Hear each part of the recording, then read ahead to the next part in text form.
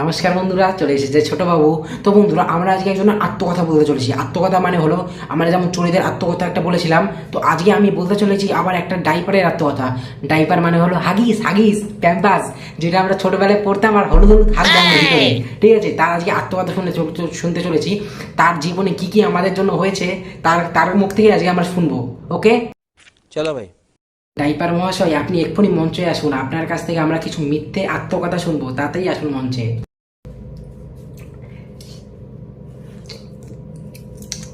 নমস্কার বন্ধুরা, আমি হলাম ডাইপার। আমাকে শপিং বলে বা কোনো দোকানে পাওয়া যায়। আমাকে গুরুজনরা আনে এর মতন কিছু ছেলেদের পিছনে হিসু আটকানোর জন্য, পিছনে মানে সামনে হিসু আটকানোর জন্য। কিন্তু এই ছেলেগুলো পিছন দিয়ে হিসু করে কেন বলছি, এদের হিসুটা কিছুটা হলুদ কালারের হয়। আমাকে শপিং মল দিয়ে আনে এই ডাইপারটা ভালো হবে তো আমাদের ছেলেরা যেন হিসু না বেরাতে পারে এর ভিতর থেকে, এরকম বলে আমাকে আনা হয়। কিন্তু আমি এদের বাড়িতে এসে আলাদাই একটা জিনিস দেখতে পাই, আলাদাই একটা মহল দেখতে পাই। আমাকে এনে বলে দেয় একে এই ডাইপারটা পরিয়ে দে, এর পিছন থেকে যেন হলুদ হলুদ আর না বেড়ায় কোনো কিছু। আর আমাকে পরিয়ে রেখে দেয়। আমি তো হিসু আটকানোর জন্য না, আমি তো পিছনের হলুদ হলুদ ওই জিনিসটা আটকানোর জন্য না। আমাকে এরা এনে এরকম পিছনে লাগিয়ে রেখে দেয়।